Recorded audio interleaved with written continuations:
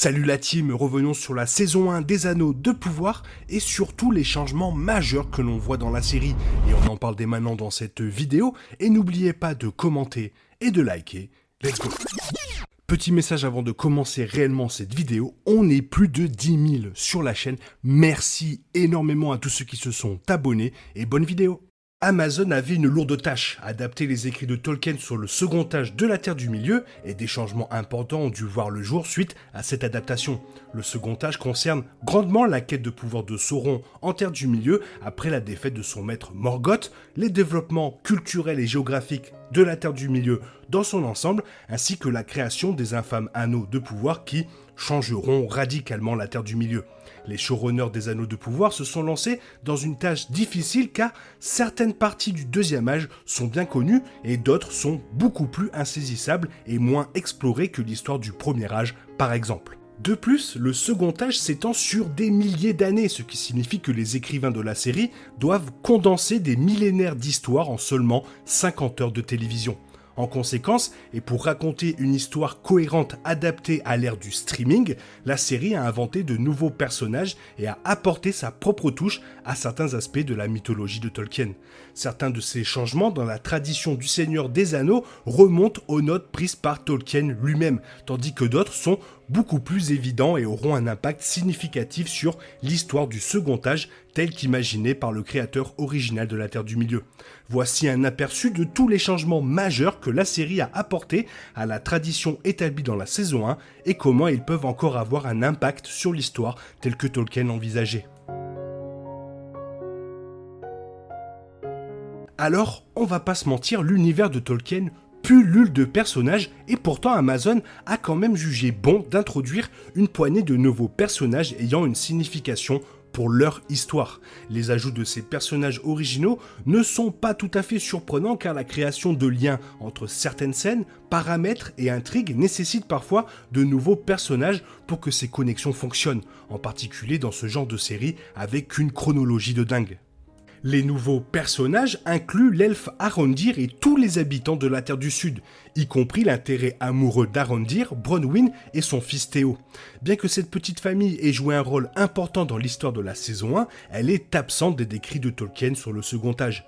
Inclure la romance d'Arondir et Bronwyn est un écart assez important par rapport à la tradition des livres de Tolkien car il n'y a que 3 autres relations amoureuses humaine-elfe établies dans l'univers, chacune historiquement significative.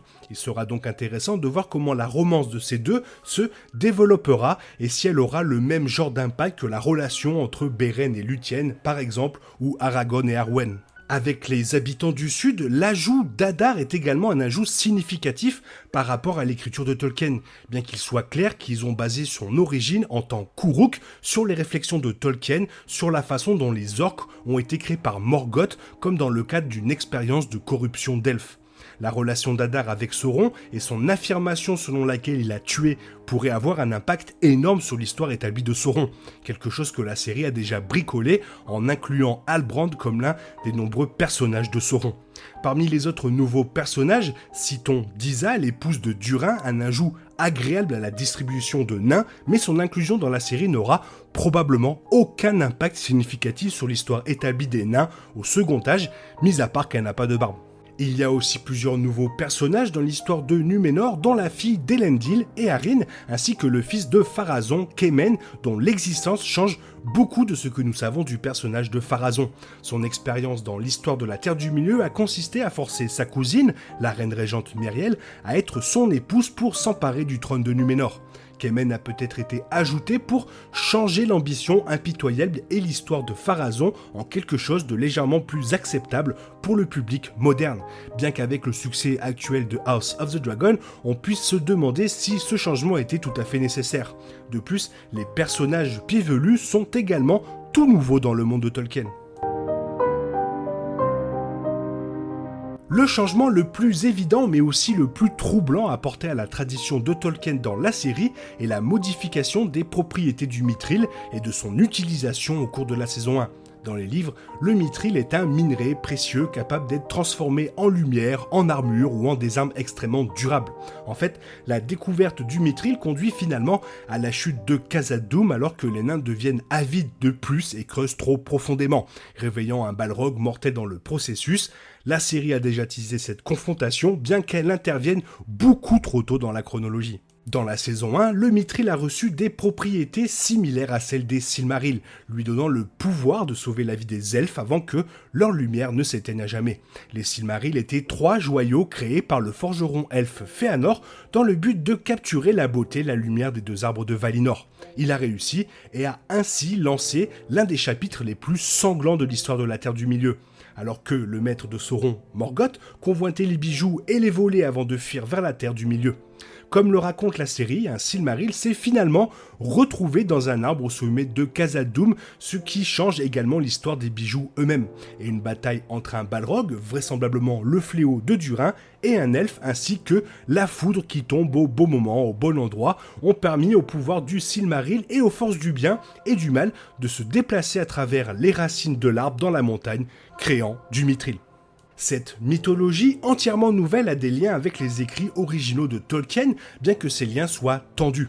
L'idée que la lumière des Eldar s'estompe vient du Seigneur des Anneaux, où les elfes ont commencé à migrer vers Valinor parce qu'ils peuvent se sentir diminués. Cette disparition de la lumière n'était pas aussi littérale que les anneaux de pouvoir le feraient croire au public, mais plutôt une progression plus naturelle vers l'âge des hommes. Le public devra attendre la saison 2 pour en savoir plus sur la façon dont le mithril pourrait sauver les elfes. Bien que le moment du petit morceau de minerai d'Elrond guérissant une feuille de l'un des arbres infectés de Lindon suggère que tous les problèmes des elfes sont sur le point d'être résolus, leur permettant de rester en terre du milieu et d'aider à l'inévitable guerre contre Sauron. Halbrand, un personnage entièrement nouveau, était l'un des personnages trompeurs de Sauron, et cela change considérablement les aspects de l'histoire du Second Âge, y compris la forge des anneaux de pouvoir eux-mêmes. Dans les livres, Sauron entre dans Eregion en tant qu'Anatar, charmant son chemin dans le cœur des elfes et convainquant finalement Celebrimbor de forger plusieurs anneaux de pouvoir. Chose intéressante, le haut roi Gil-galad se méfie le plus de l'emprise d'Anatar, alors que dans la série, c'est Galadriel qui se rend compte que Halbrand l'a induite en erreur depuis le début. Sa relation étroite avec Halbrand Sauron est également un scénario nouvellement imaginé pour la série, bien que cela explique en partie pourquoi Sauron a toujours été méfiant et effrayé par le pouvoir de Galadriel, comme Tolkien l'a décrit dans les livres. Bien que la série montre certainement que Halbrand a joué un rôle dans la forge éventuelle des 3 anneaux de pouvoir elfiques, cela semble être plus une coïncidence qu'autre chose, bien qu'il soit possible qu'il ait su que Galadriel l'emmènerait à Eregion où il pourrait rencontrer Celebrimbor. Halbrand a peut-être donné à Celebrimbor l'idée de la façon de maximiser l'utilité du minerai du mithril, mais c'est aussi loin que sa contribution va dans la création de ces célèbres bijoux.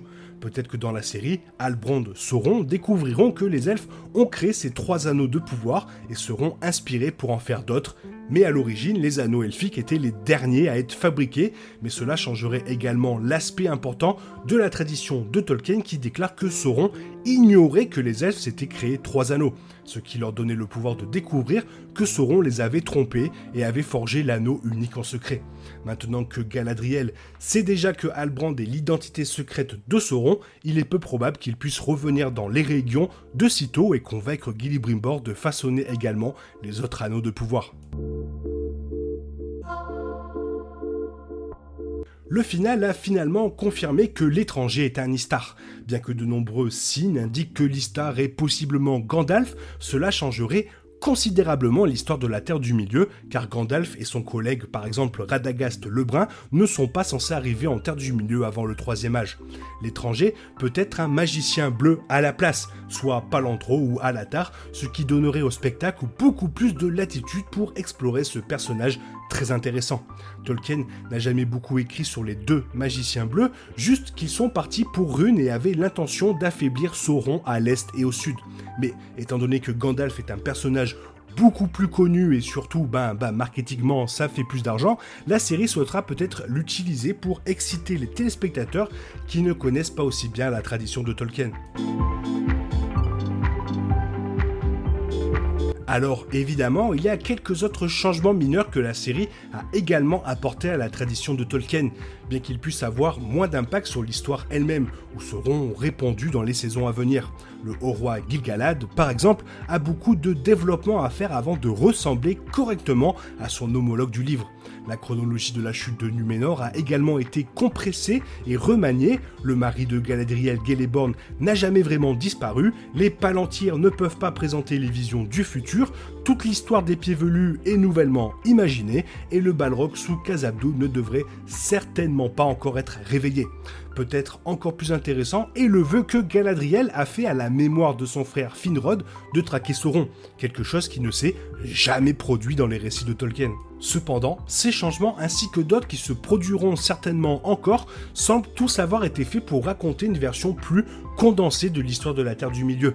Certains changements sont plus évidents et flagrants que d'autres, mais jusqu'à ce que l'émission soit diffusée dans son intégralité, il est impossible de vraiment disséquer l'impact de ces changements sur l'histoire globale du second âge de la Terre du Milieu dans la série. Voilà, je pense que j'ai bien réuni tous les changements majeurs et aussi quelques mineurs. Toi, si tu as quelque chose à me dire, fais-le moi savoir dans la zone commentaire, car tu sais que j'aime énormément vous lire, et j'espère que la vidéo t'a plu, et si elle t'a plu, n'hésite pas à la liker, la partager, à t'abonner. Merci d'avance. Je te souhaite une bonne matinée, après-midi, peut-être une bonne soirée ou un bon week-end. Bisous bisous, hasta la vista.